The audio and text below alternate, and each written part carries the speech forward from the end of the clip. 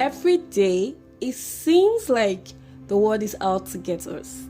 Like, we're consistently trying, but trying so hard to navigate through every single day's tussle, but it just seems like we have tons of things to handle, and at the end of the day, it can get really overwhelming. So today I'm talking about how to manage your stress. Hello guys, welcome to today's episode. My name is Mimi and you are listening to A Dash of Colors. This channel is a self-help channel dedicated to everyone who is on the journey of self-love and of care. You're a consistent listener. Thank you so much for tuning in today. And if this is your first time, welcome to our safe zone. And I am more than happy to have you listening. Do not forget to subscribe to the podcast so you can get notifications on Wednesdays and Fridays when we upload episodes. So how do you manage stress? Stress is pretty much common, and it is not peculiar to a particular age or gender, like most people make it seem like. People have things that they are going through. People have tons of things that they try to figure out every single day. And as a result, it can actually affect your overall mental health because you're trying to deal with your personal problems and then the problems you encounter on every single day, especially when dealing with people. So how exactly do you manage all the tussles that comes with living on earth? I'm going to actually share a few tips and hopefully this might actually help you get started. So the first thing that I would advise anyone who is trying to manage stress is try and eat healthy. I know that that's like BS. You're supposed to eat, right? Everybody knows you're supposed to eat. But the emphasis is actually on the healthy part. I know a very good number of people who would rather get up and get their day started and leave their house and probably eat just once a day because they have work, they have school, and then they have so many other things that are going on and they can't seem to know how to manage every other thing that is going on in their life and eating really well. So I would actually advise someone who struggles with eating really well to make a food timetable. I know that's not cliche, that's not hard, and it's not impossible to make. And you necessarily do not need to use a book and a pen to draw anything. You can actually use one of your favorite reminder apps and then set up reminders to actually remind you to eat what you need to eat in a day. And then that way you prepare your mind that, oh, okay, I'm going to prepare this for today. I'm going to have this for today. I'm going to not drink this for today and things like that. It might seem a little bit overwhelming, but if you can get out the food part from every other crazy thing that you have to deal with, chances are you start feeling a lot better because someone who isn't hungry is definitely going to be happy. So manage what you eat and make sure that you're actually eating as healthy as possible. Eat breakfast, guys. Your job is not going to run away. Figure out a way to actually eat in the morning, eat at lunch, and then try and eat very early in the night. Let's say 6 p.m. or 7 p.m. I don't know how feasible that is in Nigeria, but whatever you do, try to actually eat as much as you can, and that's what's really important. Okay, do not get so carried away with every other thing that is happening in your life that you'd stop paying attention to yourself. So try and eat. Okay, so the second tip I'm going to share for managing stress is do your workouts. Working out doesn't necessarily mean you have to hit the gym every single day. If you can afford that luxury, that's really nice. But working out can actually be taking longer walks or early in the morning runs and things like that. So just try to incorporate things that make you move your body aside the usual stress that you have to go through every single day. Try and actually go out of your way to make or engage your mind, engage your body in some form of exercise. You can easily run down your stairs, or you can do anything exciting to actually engage your muscles. I know some men in particular already engage in works every other day that involves the use of their muscles. Even at that, you still need to do a kind of exercise that engages your whole body, and this time around not as work but as leisure and as a way of getting things all together, especially for your mind's sake. So try and carry out some exercises we all have access to YouTube, and it is very easy to find workouts that are very peculiar. You can find stress relieving workouts.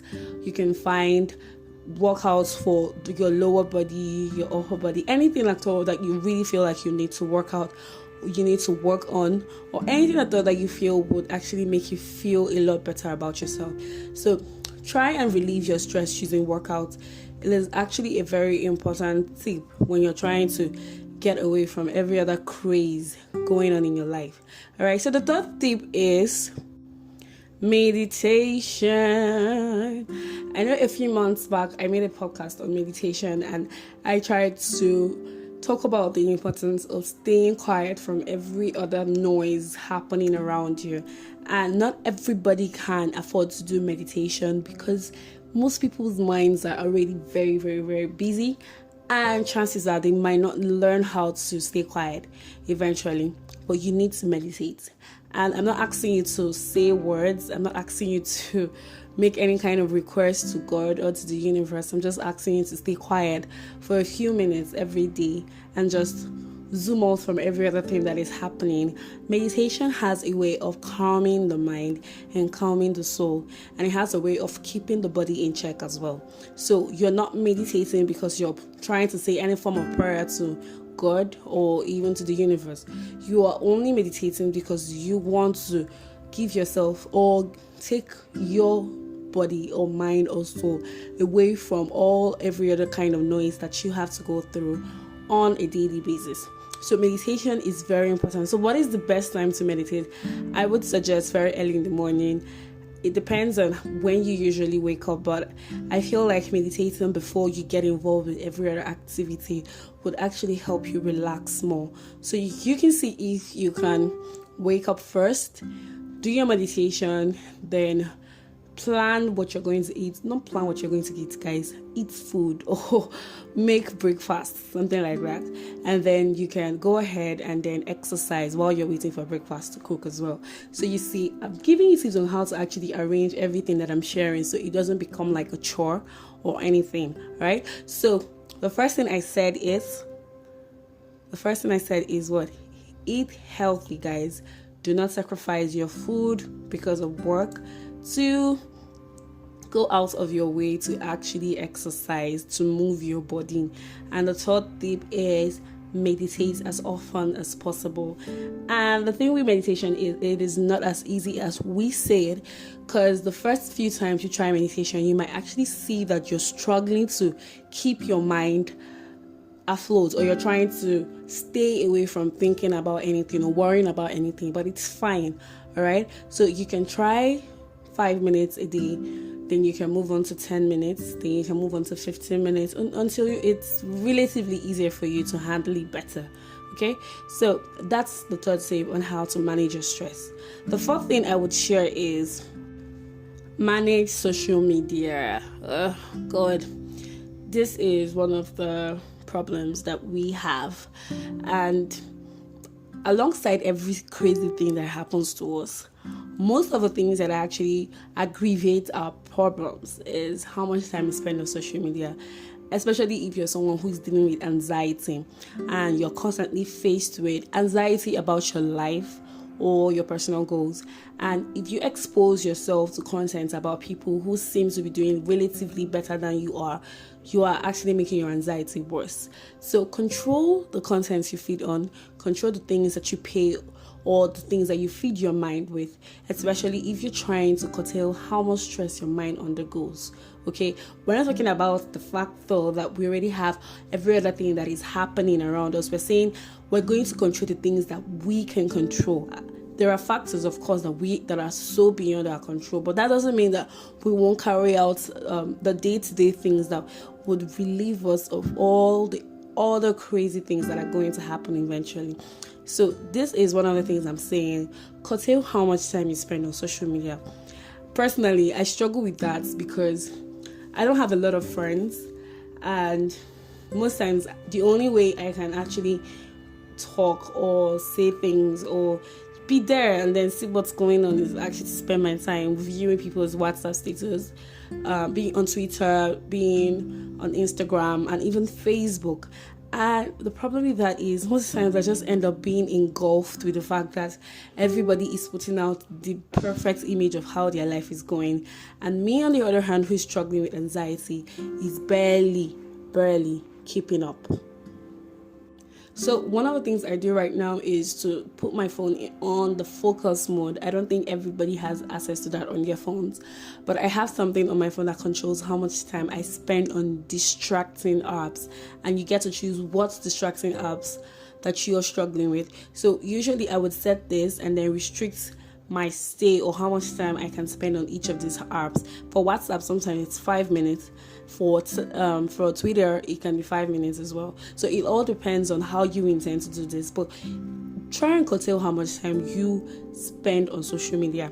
You might not think it's actually hurting you, but if you're dealing with depression, if you're dealing with anxiety, and you're someone who is constantly worried about your life and what you're doing with it, stay away from social media as much as you can. It would actually help you keep sane while you keep trying to figure out yourself and the things that you really want to do. The next tip I would share is sleep, guys, and be open to ask for help as well. Let me just merge those two together. Get enough sleep. There has been this trend recently associating hard work with how much time you're willing to deprive yourself good sleep. And I really do not subscribe to that, because most times if I'm awake, I am not going to be that productive, right? It's usually because I'm stressing over something and I'm really worried about something.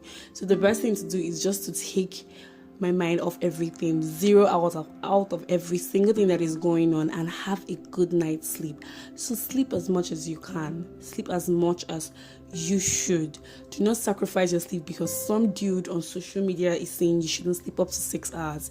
That doesn't make any sense to me. Sleep if you can. You should sleep, all right? And then the final tip is, guys, ask for help. I struggle with this, and I always tell you guys that it is very hard to open up to someone, to some people, or some experts about what's going on in your life. But if you're struggling with something, talk to the right person. Talk to people who have proper experience, people who can guide you properly, so that you do not end up wasting your time trying to deal with all that alone. Dealing with all that alone is enough craze, all right? So please, ask for help. Reach out to the right set of people. And if you really need me to help you with anything, I usually leave my email on the description, and you can also find the voice message link. So if you cannot find any other person to share anything with, I will be more than glad to listen to whatever thing that you really want to share. So today's episode was really something that I wanted to share because this week has been crazy for me, and I know that I had to deal with a lot of things, including disappointments. And I wanted to talk about breakups, weird breakups, but I'm going to leave that for Friday's episode because I'm yet to get enough entries for Friday. So if you have any weird breakup story that you would like to share and you'd want me to read, please send me an email or send me a voice message. I'll be willing to actually read your emails or to listen to your voice messages. Then on Friday's episode, we'll talk about all that, all right? So thank you so much for listening. If you haven't subscribed to the Telegram community, the link to that community is in the description of this episode. You need to be in the Telegram community because I share tips to help you stay afloat your goals every single day. So thank you so much for listening, guys. And as always, take care of yourself and see you all next time.